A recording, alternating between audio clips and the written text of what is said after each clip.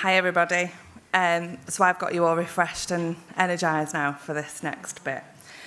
I am not the person to catch us up for lunch, so apologies in advance, but it wasn't my fault. So we'll start with the quote on the screen because it's one of my favourites, and it's why we're all here, right? To change things. And it's a real privilege to be in the room with so many innovators. And we've heard already about lots of the barriers to change in the system. And I'm going to talk a lot about that today. What's really strange is that we all have conversations all the time about how everybody wants changed. Everybody is on that path of wanting that change, but things don't change. And there's probably lots of reasons why that is. There's plenty of psychologists and psychiatrists in the room that can tell you why. I'm not that person either. But I am going to talk a little bit today about how we can possibly make that change and difference. So I'm going to talk about working with all sectors today and how we do that effectively. Tell you a little bit about Great Minds Together, talk a little bit about the problems that we all already know about, and how we can ensure the integrated care pathways work. So I like to use the example of the 2014 reforms. Many of you will remember them, where there was the Children and Families Act introduced, and it reads really amazing on paper. And the NHS long-term plan also reads really amazing on paper.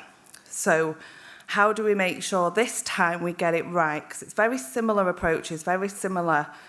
It has a lot of synergies within it. But what happened with the reforms in 2014 is we had that really amazing framework, but actually putting it into practice was where it fell down, which then led to a 2019 inquiry that determined we are failing a whole generation of young people. And I think the NHS long-term plan has a real possibility of doing what we didn't do with them reforms, proactively and effectively. But we are all responsible for that. So Great Minds Together, we've got two services. We've got our outreach service, which is wraparound support for families in crisis, where they have children with additional needs. And we have a truly integrated approach across education, health and social care. So we've heard, already about linking those services together, working with local authorities and everybody involved in order to make sure that we're making that difference. Everything that we do is evidence-based, and essentially our outreach team exists to prevent our Tier 3.5 service ever being needed. Someone did ask me once, why have you created a whole service that's going to stop your other service being needed? Because that's the right thing to do, because there's not enough early intervention. And the outreach should be early intervention, but as many of you will all be seeing, a lot of the things that people are getting where they're categorised as early intervention, such as early help and so on, are actually getting a lot of the crisis cases because the thresholds have got so high. Actually, we're not seeing early intervention, we're getting the crisis cases at the early intervention stages, so people that need that early intervention are never actually getting there. And then our Tier 3.5 service is to support children in the care system that are on the verge of or have been wrongfully hospitalised or at risk of being criminalised.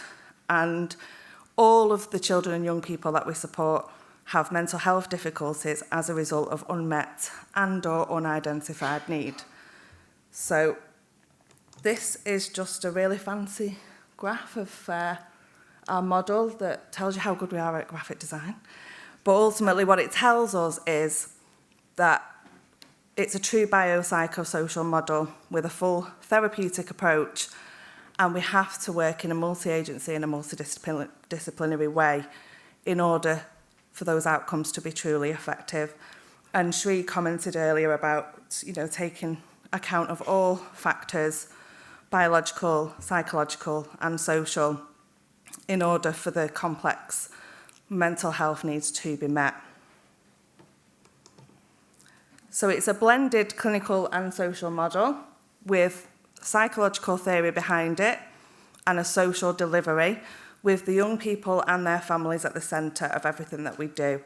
And it's a whole, send and trauma-informed model of delivery. So what we're hoping is that actually eventually we'll get to a point where this will be recognised in NICE guidelines as an alternative to what we will all be familiar with, the PBS approach that is used quite widely at the moment. We've done a lot of work already to get us to this place. The pilot that we were asked to do back in 2021 around autism peer education was kind of what catapulted our Tier 3.5 service. And we were called on to try and help with a situation where a 14-year-old autistic girl was lay naked on a floor in an adult mental health unit, being fed through a door, and hadn't had human interaction for 6 days because of the behaviours that she was presenting with. Now, she shouldn't have been there. She didn't need to be there. And the reason she was there is for 2 reasons. Her behaviours were largely misunderstood because of the lack of awareness and understanding in our system around autism and trauma, but also because there was nowhere else for her to go. So the lack of resources, the lack of placements across the system. And that's going to get more tricky because there's new regulations coming into place in October. Many of you will be aware of that, around unregulated placements, and that being a lot stricter to prevent that from happening because of how they affect these young people because of the lack of expertise in those placements. However, there is also then nowhere for them to go. So we're going to put more pressure on our local authorities to not do that, but we've not really got any solution as to where they can move them to. So I want to talk about the solutions mostly, not the problems, but we are going to have to talk about some of the problems in order to understand why those solutions are needed. And I'd like to create a lot of awareness around the behaviour of these young people and understanding the impact of, if that behaviour is not understood, how that then affects the public health system, because eventually that's where they end up in the NHS. So we're looking at unmet need, unidentified need, trauma, mental health, and then eventually not just the young people but also their families. Their physical health then becomes impacted after having such a long time of their mental health needs not being met. So there's lots of data around mental health now as a result of COVID, and there's lots more being produced continually all the time. And the biggest one that stood out for me was that suicide was the leading cause of death for males and females aged between 5 to 34 in 2019, which is actually pre-pandemic. So we can't really imagine what that figure looks like now. And we see this every day. And actually what's really upsetting is that it's very uncommon for us to go to a home visit and a young person not to tell us that they have attempted suicide or self-harm. I'm just going to grab a glass of water.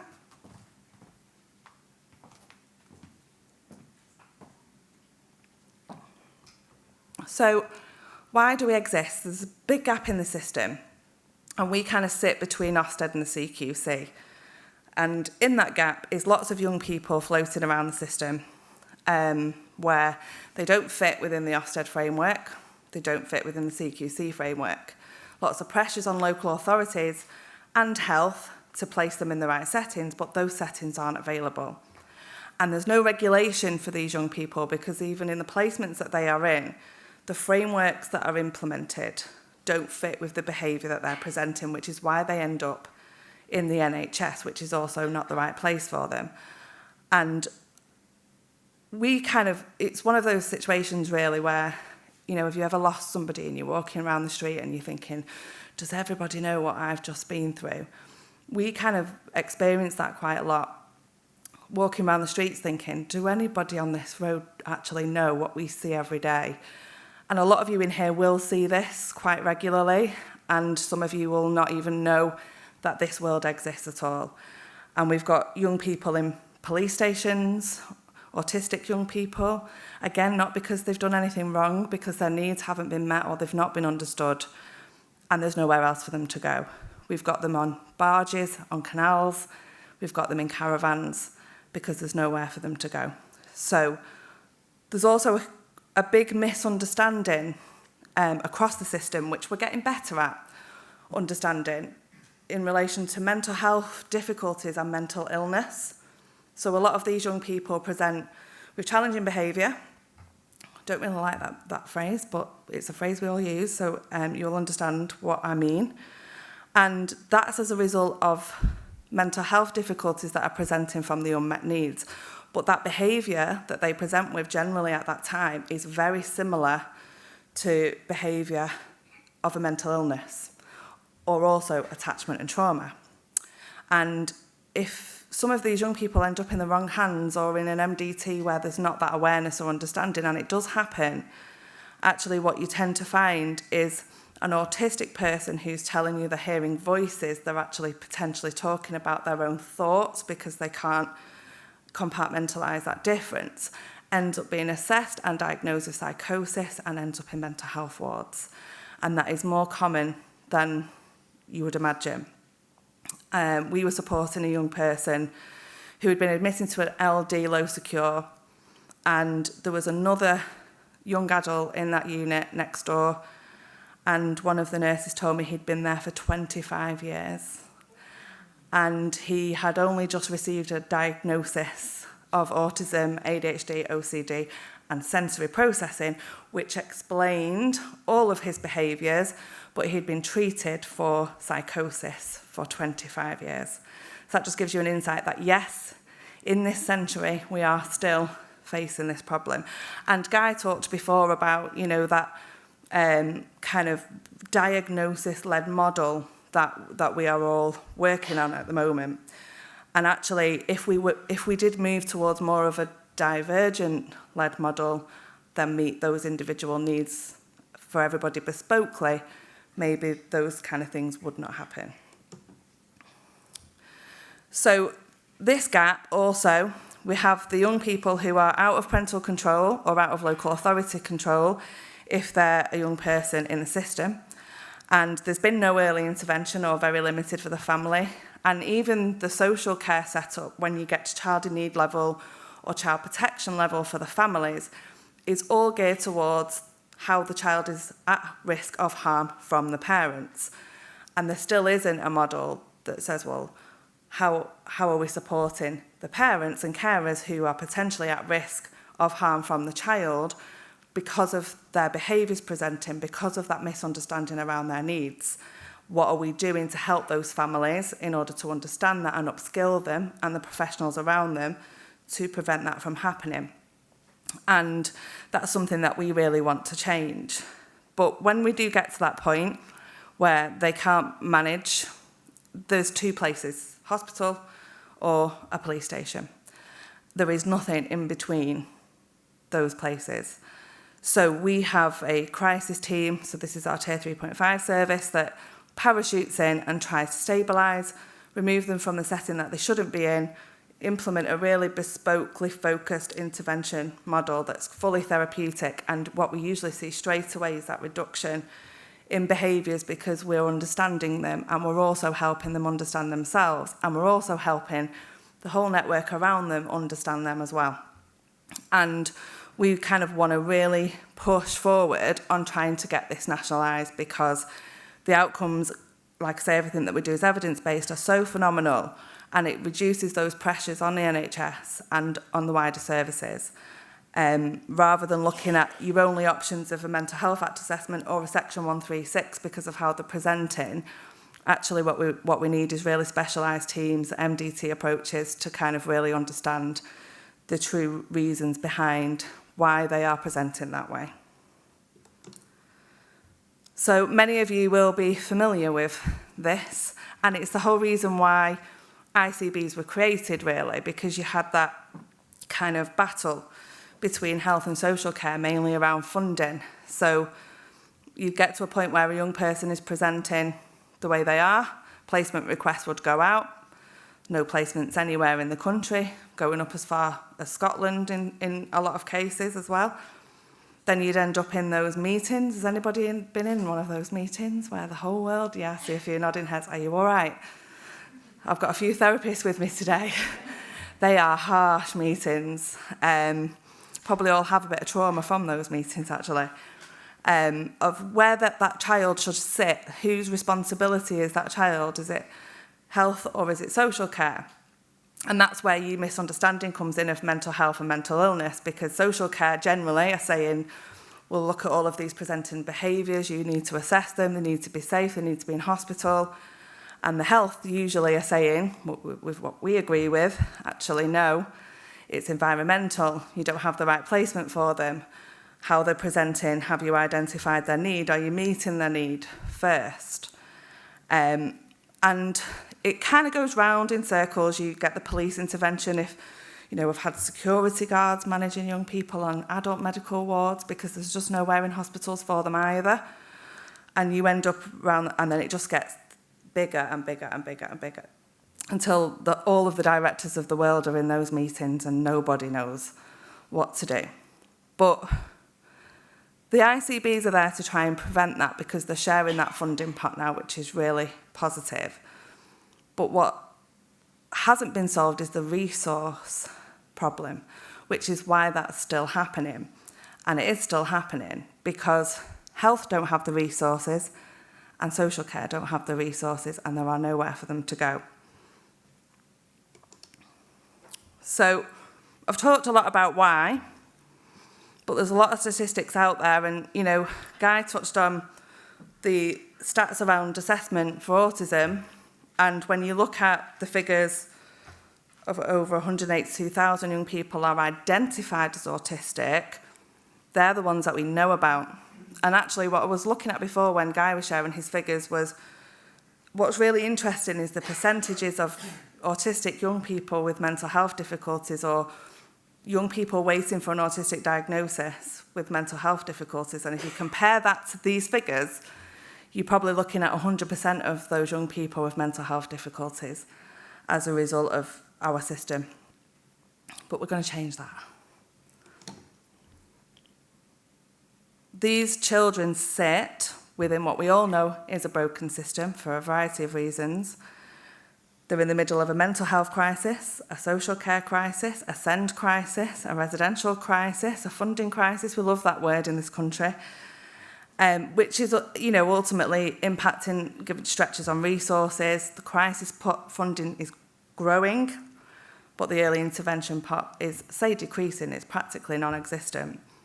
And then there's wider impact further into adulthood, which ultimately increases pressure on the NHS because they all come your way. That's where they end up, and the impact on health. And that's because at the moment, we're all operating in silo. Now, we are getting better. We're definitely seeing that. But we have the public sector is, this big beast that everybody looks up to and relies on and looks at as being it's the public sector's responsibility to solve all these problems. And the private sector doing lots of innovation over here and their own thing. And then the third sector brings me on to my next slide, catching everything that the public sector cannot cope with. And a lot of the funding, and again, it was touched on previously, so very relevant, is going into the private sector because they're thinking, well, wow, we can make lots of money in these different areas where there's, all of this innovation needed. Some of them are amazing. Some of them don't necessarily have the right ethics and are doing it just for that reason. And there's lots of high-cost packages out there. We're hoping, certainly from a residential perspective for children and young people, to move more towards a not-for-profit residential system, but that will take a very long time. And the third sector are catching everything, fed by grants and volunteers. They're dwindling as a result of COVID, cost of living. There's not many of them.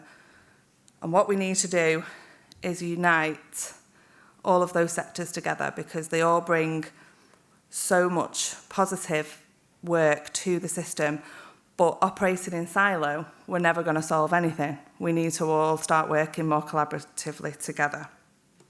I must have talk a bit faster now because I'm already over. I'll go off on tangents, as you can tell. The integrated care pathways are a really good way of doing that. And when I've looked online as a really good visual, because we work with a lot of neurodivergent people, a lot of people with lived experience in our organisation, to try and explain what that looks like.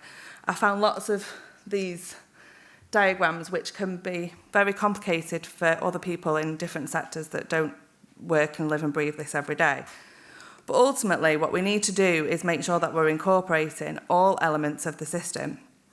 So the 2014 reforms, large focus on education and social care. The NHS long-term plan focuses on everything, but with a larger focus on health and social care. And what we need to do is we need to bring all of that together. So we're not leaving any one area of that system out. And the public, private and third sector are all responsible for doing that together, collaboratively. Because everything that goes wrong in education and social care ends up a health problem. So we need to all work together to prevent that from happening. So I kind of don't need to tell you all what you already know, but there's obviously lots of different systems, partnerships, boards that are all focused on really kind of driving this new plan forward, which is all really amazing. And the long-term plan to be improving the population health. It's flexible, it's localised, it's really brilliant. And every single person in this room is responsible for making sure this works. It doesn't matter what your job role is, where you sit in the system. Pulling people together in those MDTs and having those conversations and thinking outside the box is all of our responsibility. It doesn't sit with one person, it doesn't sit with one group of people. You know, we're all kind of used to working in a system that thinks that somebody else will pull that together and I have to just kind of work and do what I'm told. We're not in that time anymore. We're not here to do what we're told. We're here to do what's right for the young people and the families and make that change. So really uniting everybody, working with all sectors and not forgetting other elements of the system. So the takeaway that I want you to have from today is remembering all sectors. How do we all work in partnership with our third sector organisations and community groups? Remember education. There's a lot of issues at the moment in education. I'm going to show you a video shortly that's actually really inspiring.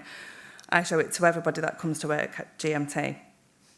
But the impacts of what they're experiencing and the struggles that they're facing are what are then ending up being your problems at the end of the line. So we need to think about how we loop them into those conversations early, how we're helping education, how we're helping them make their crisis better, because it's very easy to focus on our own crisis in our own sector.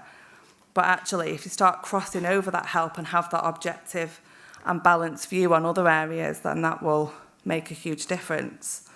What are the values that your private sector can bring? Do they fall in line with the national strategy and your overall values? And remembering that children and young people are 100% of our future. So we said in COVID we're going to do things differently. We came back, all we did was focus on the attainment gap and made things harder. But it's our responsibility now to really make that difference. And I've just got a short video. How long is the video? 3 minutes.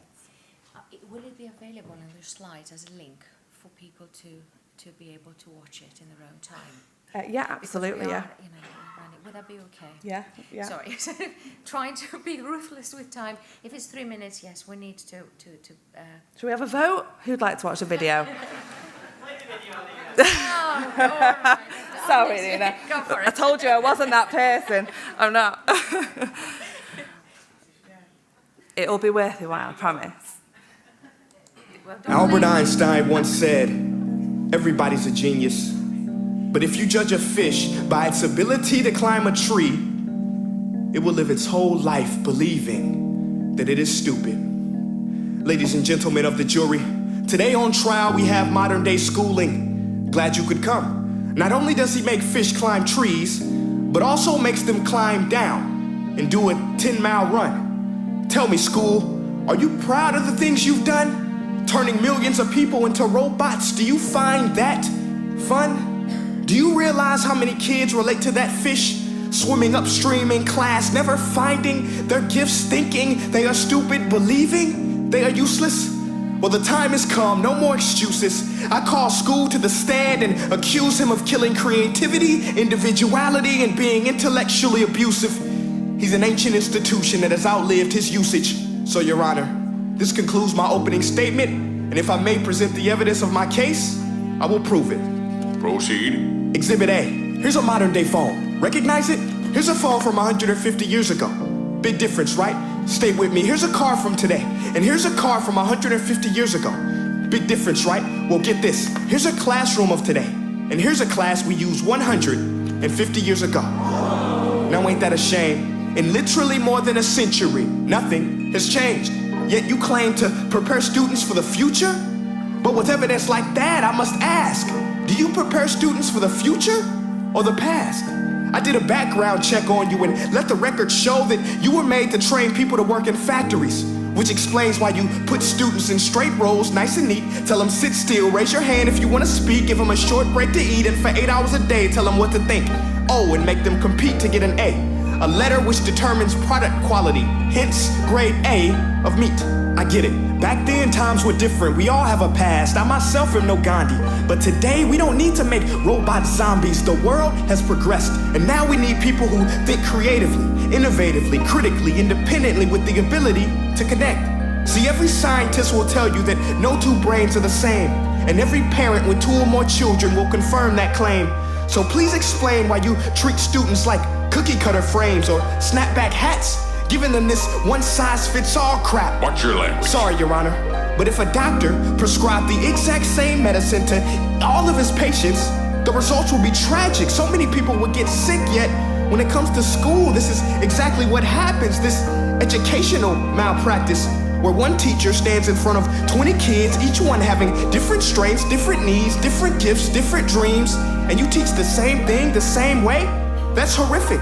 Ladies and gentlemen, the defendant should not be acquitted. This may be one of the worst criminal offenses ever to be committed. And let's mention the way you treat your employees. Objection. Overruled. I want to hear this. It's a shame. I mean, teachers have the most important job on the planet, yet they're underpaid? No wonder so many students are short-changed. Let's be honest. Teachers should earn just as much as doctors, because a doctor can do heart surgery and save the life of a kid. But a great teacher can reach the heart of that kid and allow him to truly live. See, teachers are heroes that often get blamed, but they're not the problem. They work in a system without many options or rights. Curriculums are created by policymakers, most of which have never taught a day in their life. Just obsessed with standardized tests. They think bubbling in a multiple choice question will determine success. That's outlandish. In fact, these tests are too cruel to be used and should be abandoned, but don't take my word for it. Take Frederick J. Kelly, the man who invented standardized testing, who said, and I quote, "These tests are too cruel to be used and should be abandoned." Ladies and gentlemen of the jury, if we continue down this road, the results will be lethal. I don't have much faith in school, but I do have faith in people. And if we can customize healthcare, cars, and Facebook pages, then it is our duty to do the same for education, to upgrade and change and do away with school spirit, because that's useless. Unless we're working to bring the spirit out of each and every student, that should be our task. No more Common Core. Instead, let's reach the core of every heart in every class. Sure, math is important, but no more than art or dance. Let's give every gift an equal chance. I know this sounds like a dream, but countries like Finland are doing impressive things. They have shorter school days. Teachers make a decent wage. Homework is non-existent, and they focus on collaboration instead of competition. But here's the kicker, boys and girls. Their educational system outperforms every other country in the world. Other places like Singapore are succeeding rapidly. Schools like Montessori, programs like Khan Academy, there is no single solution. But let's get moving, because while students may be 20% of our population, they are 100% of our future. So let's attend to their dreams, and there's no telling what we can achieve. This is a world in which I believe. A world where fish are no longer forced to climb trees. I rest my case. Great. I told you it was worth it. Albert Einstein. It's really important just to roll it right back and look at where these children and young people are coming from and what they're facing at the moment, because there's a lot more neurodivergent young people for a variety of reasons. Again, lots of analysis out there as to why.